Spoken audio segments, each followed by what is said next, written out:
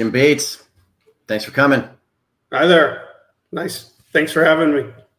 Yeah, absolutely. No, we appreciate you taking the time. So for those of you who haven't listened to the BizNexus Roundup, I'm Adam, the founder of BizNexus, and we speak with experts like Jim about very niche topics in M&A. And Jim is your partner of Jack & Woods and Sports Club Advisors, but you have over 25 years of experience specifically in exit planning, right? So Jim was a founder of the Exit Planning Institute and the Certified Exit Planning Advisor designation that goes along with that. You co-authored the Business Valuation for Dummies book, right? That's right. Yeah. Okay. Yeah. So you're in on that. Okay. So kind of exit plan somewhere. Yeah. Yeah. I think I actually do too somewhere.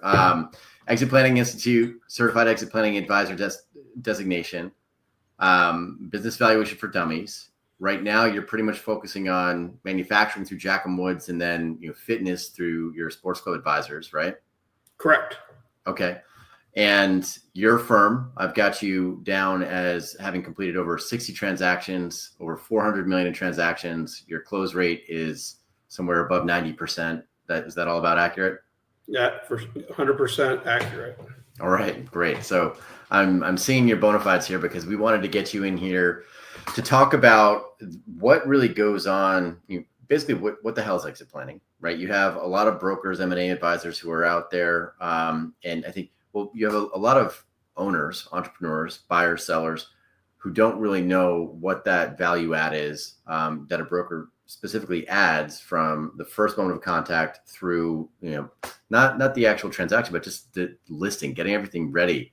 So we wanted to talk with someone who has the type of experience that you do. So thank you again for coming out to talk about the topic, and just get a firsthand experience of your experience and how you got into exit planning and have done everything that you've done since founding the Exit Planning Institute, the holistic philosophy that you have for exit planning, and just go through some case studies and the value prop, because I think it's so relevant.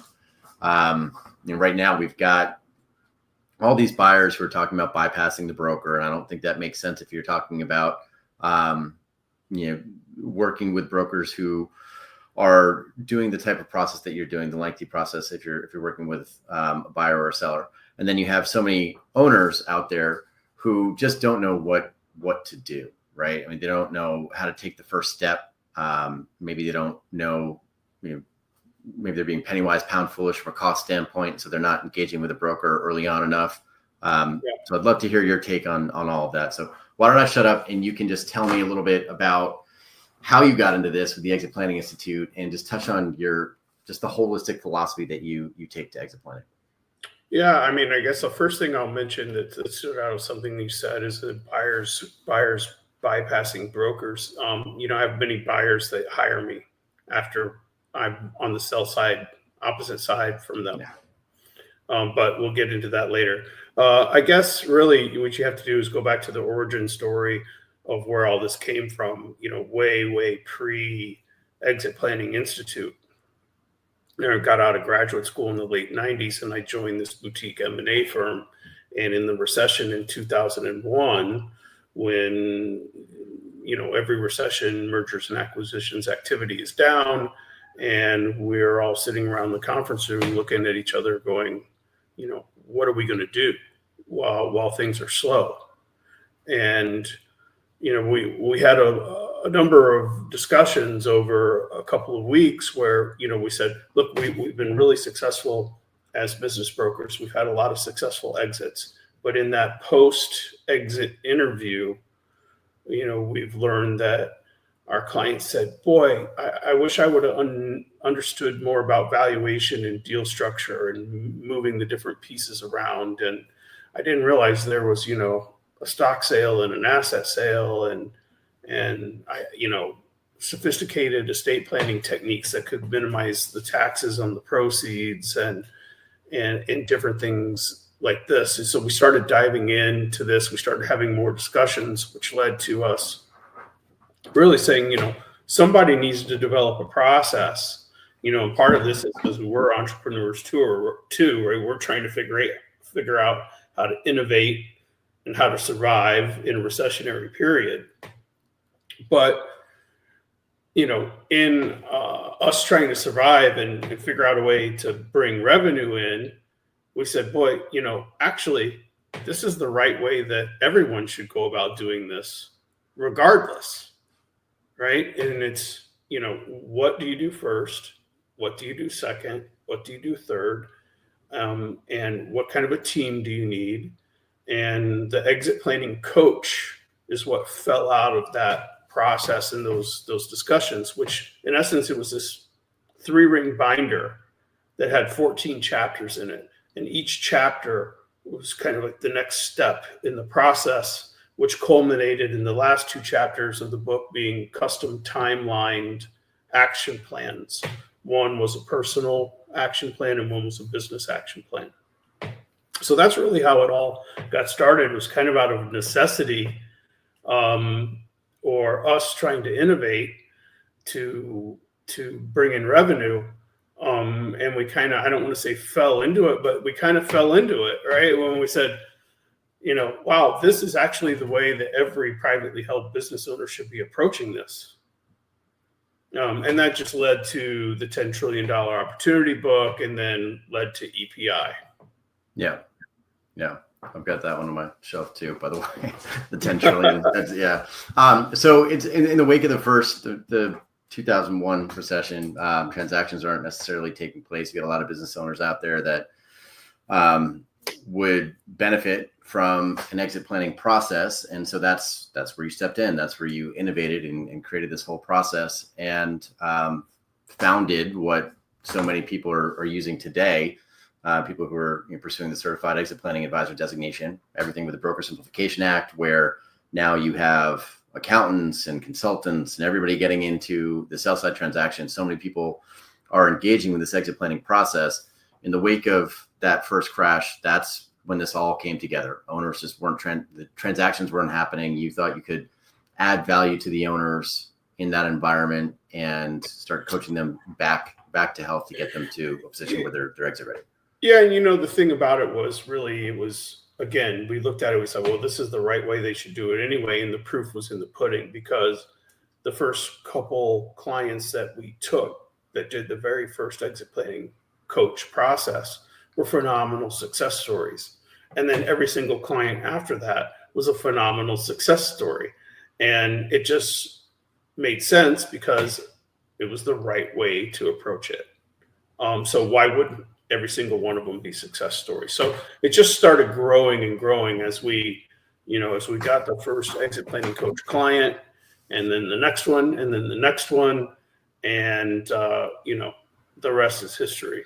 But still, like I think in part we have you here because this is just such a blind spot for so many owners, and honestly so many advisors who haven't engaged with the exit planning piece, right? They're just focused on the transaction piece.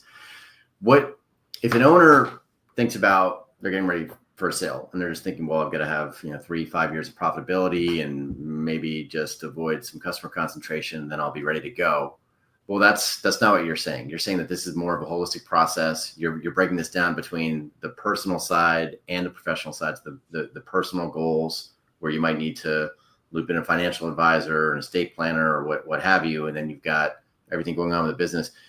Could you kind of dig in a little deeper as to what this exit planning coach is, what that holistic philosophy is? If an owner's engaging with you early, what's taking place, and those success stories? Maybe hop into some specific examples of that. Well, I mean, like you make a great point, right? So many people think it's just about addressing the business, right? Customer concentration issue or lack of depth of management, or what are these factors that buyers are going to pick on. But privately held business owners, when you go under, I don't know what the numbers are exactly, 50 million and under or something like that, or you look at roughly the percentage of privately held businesses in this country that are family owned, it's somewhere in the 10 to 15 million number, right? So you have 10 to 15 million businesses that are family owned. There's a lot more to that than just the business. So they've got personal financial, they've got family, they've got professional, and they've got the business. So the business is just one. We always say like they have these different worlds that are colliding. They have personal and professional. They have family. And don't forget, with these family-owned businesses, these key employees aren't family members, but they sure feel like family members. And sometimes they're closer to these guys than they are their family members. They spend so much time at this business. So maybe those guys aren't shareholders, but they're certainly stakeholders. So there's a lot of dynamics there, and these different worlds, family, personal, financial, business, these are all worlds that can have different value sets and or different goals and objectives. So how do you get those to be somewhat in balance or in equilibrium with each other? And that's part of going through this exit planning coach. I once had a contractor who said, boy, Jim, I really, we were talking and he says, I need to maximize the business value for sale because I need to fund my retirement. I didn't do a great job in funding my retirement ahead of time. And then, just 5 minutes later in the conversation, he says, but, it's really important to me that my son, John, that I can, hand the business over to him. I said, hold on a second. Those two are in conflict with each other. We can't do a generational transfer and maximize, right? Or maybe we can, maybe there's some strategies and we can move some pieces around, but you have to understand that on the fundamental foundational level, those two things are in conflict with each other. So we have different worlds colliding outside of just the business, and that's part of going through this process. Got it. And so, can you generalize when this process ideally should start? How much time does this take? Should it be a few years before the exit? Should it be, when should they first reach out to you? Yeah. 6 months minimum. Ideally, the sweet spot should be 18 to 36 months. And really, again, what if we just work backwards? And a lot of people don't realize that in most deals, the buyer wants them to stick around. And there's a 6 month or a 12-month ownership transition period, which could be in the form, a lot of different forms. So do you count that when you say exit? When you say exit, do you mean completely gone, or do you mean exit just at the closing of the transaction? Because you may not be completely gone from the business at the closing of the sale. So depending on your perspective, you might need to budget that post-sale transition period into your overall timeline as well. Yeah, and you're talking about 100% sale. They might also just wind up learning about their options for selling part of the business. Yeah, what if there's rollover equity, right. or even if it's 100% sale, maybe you stay on in an employment agreement or a consulting agreement, right? And if those could be 2 years. I have one client who's just finishing up a 2-year employment agreement. Yeah. So in that case, it's if you add 18 months of planning and 2 years post sale, you're looking at 3.5 years really from start to finish when you first dip your toe into the process. Or if you're going with private equity group and you wind up rolling equity, you might be there for another 5-7 years in some form. Just maybe your management team wants to stay on board with this new thing the private equity group is building. As part of that, you're lumped in, and you don't know those options until you go through them in the exit planning process. That's right, and I think some of the latest statistics I've seen is that the median age of the family-owned business is 51. And if they're second or third generation, that means they've probably been working in the business. They probably even started working part-time, maybe in high school, or in full-time right out of high school or right out of college, which means they've already been working for over 30 years, right? So how much longer do you want to work at age 51? We think, well, I'm going to work till I'm 65. That's where Medicare kicks in. Well, that's another 15 years. To your point, if it's a situation where they roll over equity and there's another 5 or 7 years in, then maybe 51 is the right time to start planning and thinking about things. Yeah. Yeah. For sure, if you're 55 or over, definitely. Or if they don't want to leave and they do something like that and they're able to get just added financial muscle and, added human capital and just more resources. I mean, if they're younger and they're very entrepreneurial and growth oriented, but really, like, let's take it a step further and look at venture capital or private equity and how they analyze an opportunity. Where they're gonna figure out their exit first and then work backwards. Part of the exit is a big component of their overall ROI in making the decision whether to bid or go after a company. So, even if you're young or regardless of age, try and teach my clients or just educate the public in general that regardless of what business and what age you are and what stage the business is in, the exit plan is the foundation that the business plan lives on top of. Yeah. Yeah. And you mentioned off camera, off podcast, in another conversation that you can start these meetings really figuring out, well, what do you need? What's your magic number, right? How much money do you need so you won't run out? Maybe walk us through what typically happens in the first few meetings, right, with a new business owner. So an owner reaches out to you. You talked about starting with the end in mind. You're doing that with the business owners who you're speaking with through the exit planning process. Just kind of walk us through what that looks like for the first meeting and the first few meetings and what they should expect.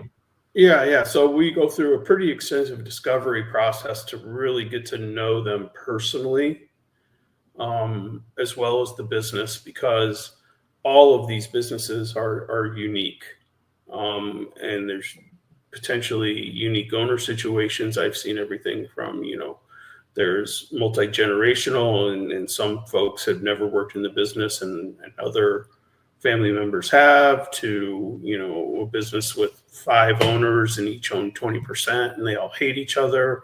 You name it, right? So every business is different. So you really have to take the time to get to know them personally and professionally, and as well as the business. And obviously, when we talk about those different worlds colliding, and you look at the personal and personal financial, retirement needs is, if not the biggest question that has to be answered, it's certainly in the top 2 or 3, which is that age-old question of trying to figure out, how much do I need in my nest egg or in my investment portfolio so that I can retire comfortably? Am I going to run out of money before I die? Or what I like to refer to sometimes is, will you end up living in your kid's basement? And do most of them have a legitimate answer for you at that point, or it's just kind of like they throw out a magic number and then you need to bring in the financial advisor and the estate planner? Like, how does that typically? Right. And so what I'm good at, is M&A, exit planning, valuation, and deal structure and things. And the whole idea of the exit planning coach is to also then, as you're getting to know them, learn what their existing team of trusted advisors looks like. So I'll ask when we start talking about the personal financial and, what their personal net worth statement looks like. Do they have a wealth manager? Who are they? What are their skills, experience level?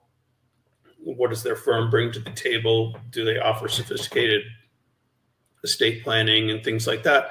And if they don't, you'd be surprised. Number one, you'd be surprised how many of them don't have a sophisticated wealth manager.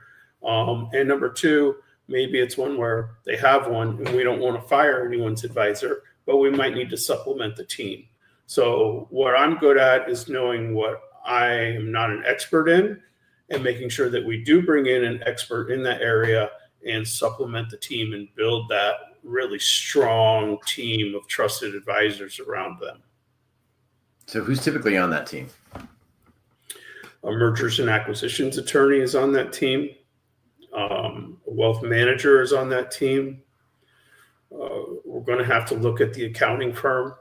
If their accountant is someone who just primarily focuses on tax returns and things like that. And, we might want to do a pre-transaction quality of earnings type thing, right? Depends on the size of the deal and things like that. So, is the accounting firm have, those type, robust enough services where maybe sophisticated estate planning or Q of E type services are available. Tax and estate attorney, possibly commercial real estate attorney. That's why we spend that time in the discovery process to really, really get to know them. And so, I mean, that's obviously a detailed process, a lengthy process. You're dealing with a busy CEO. I mean, how long should this? I mean, every business is different, right? But I mean, how long does that process take? Just really getting to know the business and them personally, and then being able to decide on, okay, this is the team we're going in with.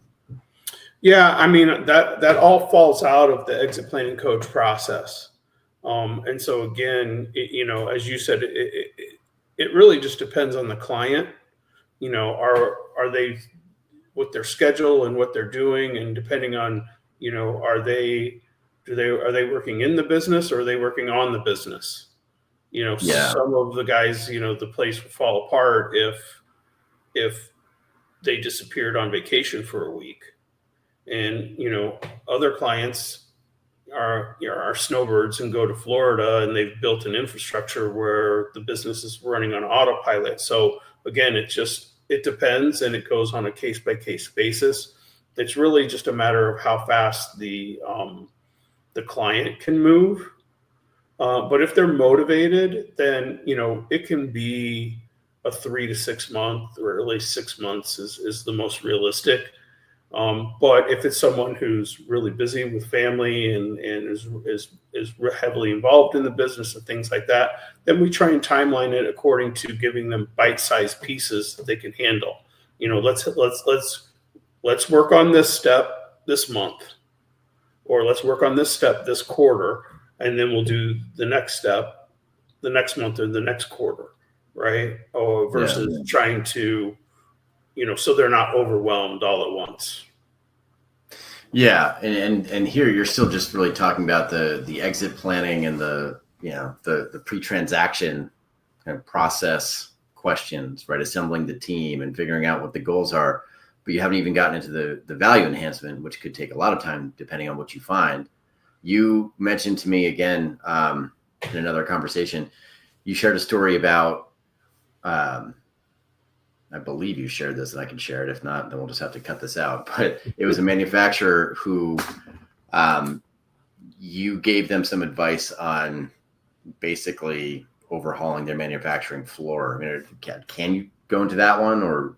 Yeah, a little bit. In essence, it was someone who came from a construction background and contracting type of world. But the current business that they were in, while it was building, it had more of a commodity type feature to it, where they were cranking out the same product over and over again. But their mindset was more of a construction or contract, project by project type basis. And our suggestion in doing our analysis was that they might want to look at redesigning the shop floor. So we end up helping them find an industrial engineer. I think the project cost around $70,000, but we were able to cut, and between productivity and efficiencies and everything else, close to $1 million in costs, which dropped straight to the EBITDA. In this case, it doubled their EBITDA, and on a straight 4 multiple, if you will, then that doubled the size of the company.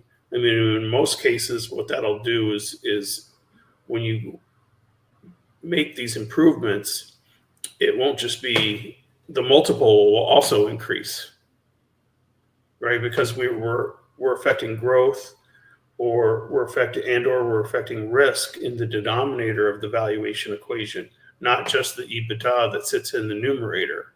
Yeah. So when you affect all of those, it also has an effect on the multiple as well. So $70,000, and there's a $4 million return.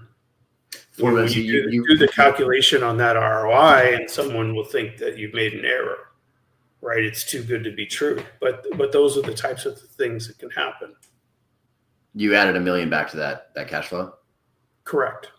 Yeah. And I mean, $4 million, that you got a lot of buyers out there looking at like 6, 7, and private equity groups are really, all of a sudden the value multiple like 4 to 8. Yeah. Yeah. I mean, that can be significant. And that all fell out of the exit planning process, right? Getting to know the person intimately, going through the check boxes, walking the floor. I mean, that's all an argument for the hands-on process, the exit planning process, where you're getting to know the owner, getting into the business, like literally walking the floor, and then coming up with, hey, you know what? Let's add someone else to the sell side team. It's going to be an engineer who can help redesign this floor, and we think it's going to add XYZ to the top line ultimately when you're selling. Yeah, it's a matter of modeling those things out, and what we do is we score them. We score them for their relevancy as far as what their personal goals and objectives are, and then we score it as also for the impact on value, because some things may not have a great impact on value that are going to double the value of the business, but they are going to have an impact on saleability. You're walking through that. It makes sense. And I know you have a market assessment. We'll get to that in the end, but I'm going to ask you to kind of go through that a little bit. Yeah. So one of the steps in the exit planning coach is we have a 55 value factor checklist. Right. We go through, and if it's something they do really well, it's a positive. If it's something that's fine, not really negative or positive, it's neutral. And then there are other things that, Rich Jackham and Pete Chrisman, who were my mentors at the Chrisman Group when we started Exit Planning Institute. Rich, you'll see Jackham and Jackham Woods and Company. So Rich is my partner. Rich went to Kellogg, and at Kellogg, nothing is ever negative. It's only an opportunity for improvement. So we only call it an opportunity for an improvement. And so then in the next step, what we do is we take all those opportunities for improvement and score them. Which one's going to have the most impact? What's its score? Where does it fall on its impact to the saleability of the business? And what's its impact on the value? And then we can model those things out. Part of this is kind of an iterative, yes, it's a process, it's a planning process, but it becomes an iterative process. And what falls out of that is the decision-making tool. So we can look at it and say, okay, now let's score them for, which ones are bang for the buck, which ones are easy to implement and are going to add value and saleability. Let's tackle that low-hanging fruit first. Other things could be like, oh, wow, you really have an e-commerce opportunity here. You don't do any e-commerce. What if, that's a little bit more intensive, labor-intensive, time-intensive, investment-intensive process. So then it goes back to those other worlds that are colliding. Where are you on your personal timeline? Where are you on your personal financial timeline?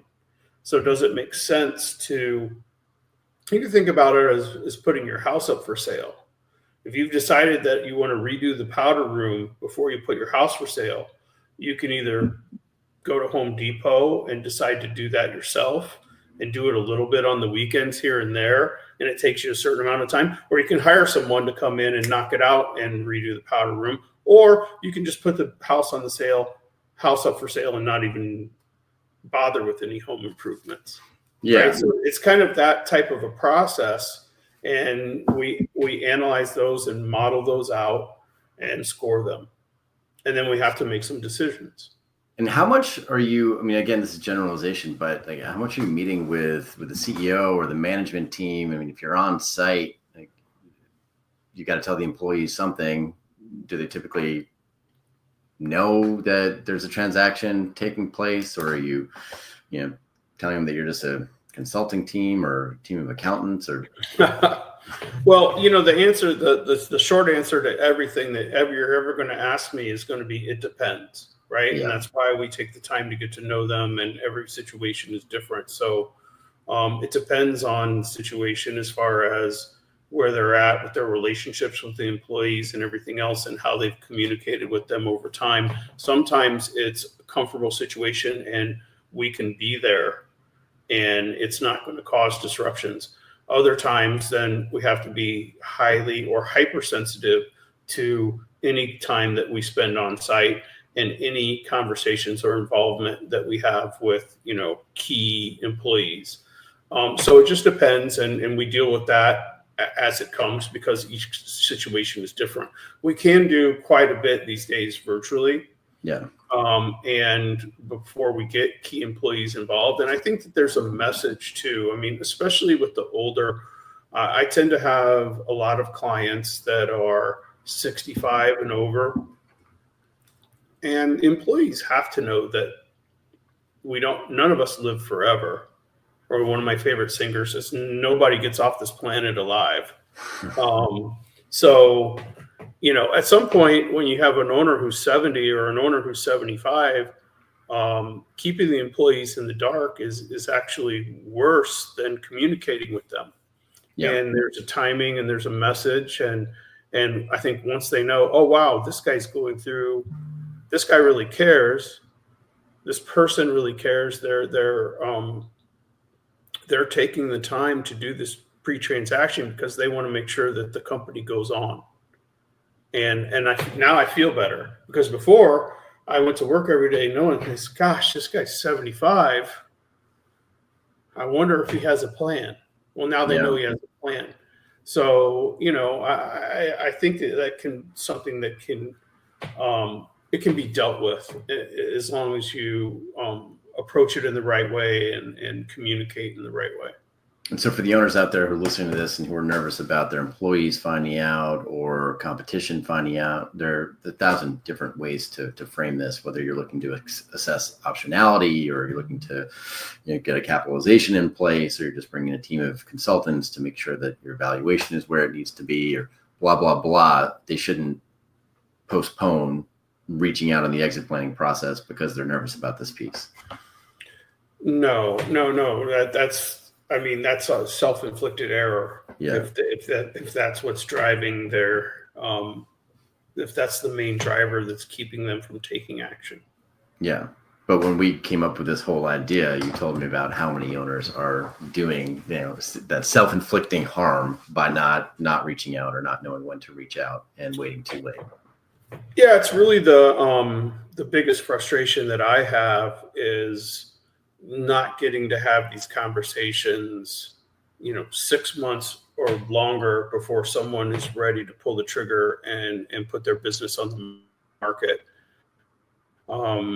Because I can do more, they can do more, and they have more options available to them versus waiting for some kind of triggering event, an illness, God forbid, of themselves or a family member, or burnout, or market forces, or whatever it is.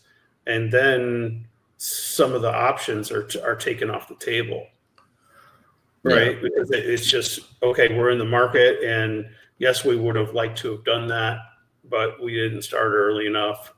But we still have to sell the business. So we're selling the business, and it's just, this is what it is. Yeah. And even if it's not like a divorce or health reasons, I mean, you've been at this for over 25 years. You're going to know what potential buyers on a company are probably going to beat up an owner for and try to use as leverage. The sooner you can reach out to someone like Jim, the better, right? Because if you have a short runway, you're not going to be able to make a difference on a lot of those line items. But if you meet earlier, then yeah. I've got another client who's my age, and he made the mistake of, I don't say a mistake, but here's another reason why even just having some of the basics covered is he got approached by a competitor out of the blue who wanted to buy him. Because how can we do this? It was like, well, we're going to write a pretty comprehensive investment memo to give them all the information they need to evaluate the opportunity. It's going to take us a couple of months at least. So now, while we've got, somebody who is really, hot to trot, we've got a buyer on the hook we didn't even know didn't even know, but it's a major strategic buyer and they really want to buy us. You don't have anything ready. Yeah, they have no advisor in place. They have no advisor in place, but I mean, it's more than that, because there could be a bunch of control adjustments on the P&L. There could be things with inventory. There could be a lot of things, where it's kind of like mini forensic accounting type projects that have to take place to put the schedules together to adequately communicate, an investment memo type level detail that a buyer would require.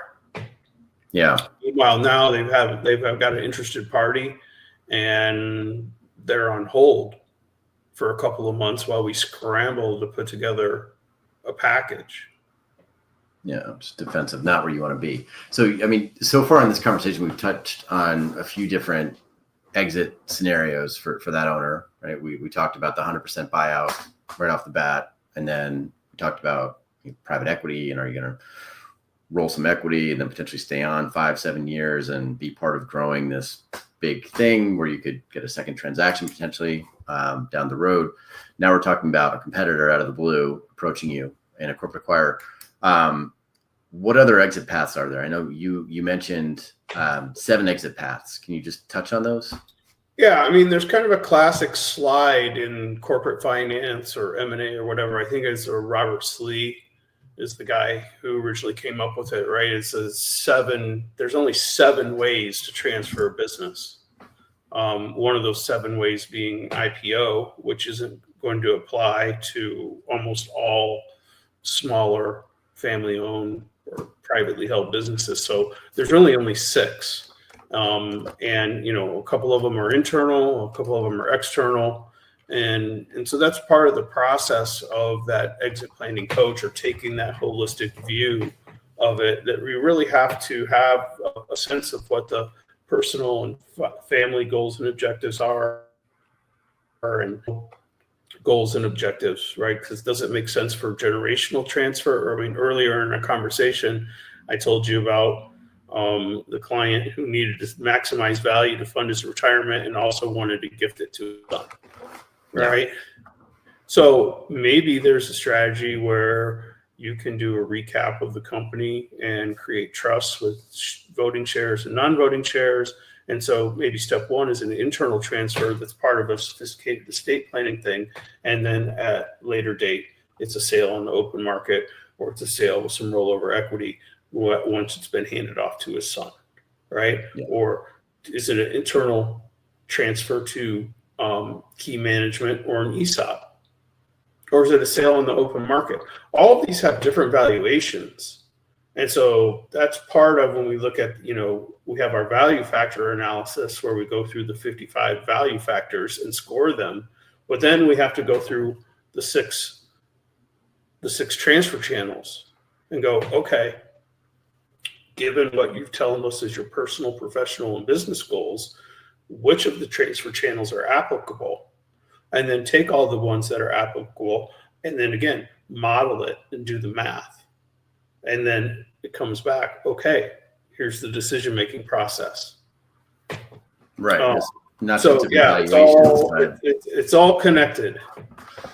Yeah. And I think you probably get a lot of owners who are really just focused on that valuation number, but they really haven't dug deep into, payout schedule and contingencies and everything else that goes into, what offer you're looking for, right? Depending on your time. Right. And it could be that, maybe an ESOP is a fallback strategy.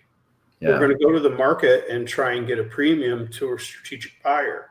But if we can't do that, then, oh my gosh, are we stuck? Because of this and that and the other, we're really not set up as an attractive target, as a new platform for a private equity group. So we've tried to go to some to be an add-on if they have existing portfolio companies and maybe some of the strategics also. But you know what? We weren't able to find a buyer. So are they just stuck? Are they stuck with this business until they die? Well, no, maybe ESOP then is the second wave or the second fallback strategy, if you will, once the search or attempt to find a strategic buyer doesn't work. Yeah. There's so many options. And so, I mean, there's a reason why people spend as much time as they do studying for the Certified Exit Planning Advisor designation. And I think we're going down that rabbit hole of optionality, right? For owners. Your free market assessment does kind of sum this up, right? So if there's an owner out there listening to this and they're starting to just kind of go a little bleary-eyed from listening to the options and they want to know what's appropriate for them, we'll put that link in the show notes, but briefly, if you just touch on it again, like what should they expect? If they want to reach out to you and contact you directly, or if they want to go through and just take that market assessment, what does that look like? How long will it take them and what's it going to cover? Yeah, so for the most part, market assessment is a discovery process that we go through, which is really the first step is getting an idea of what the business is worth. So in essence, we'll model out, we might model out more than one or two scenarios in some cases, but just getting a ballpark or range of values of typical deal structures and what we see from getting to know them. So really involves a couple of long conversations, maybe 1 or 2 hour phone calls or video calls, and then a collection of the relevant financial information, enough relevant financial information that we can make a relatively sophisticated valuation, right? It can be more of a 30,000 foot view. And then once they become a client, we can get much more granular with the inputs into the valuation. But at least in the initial stage, in that discovery phase, it's nice to have a rough idea of where we see the transaction falling in order to see how it meshes with their personal goals and objectives and financial retirement needs and things like that.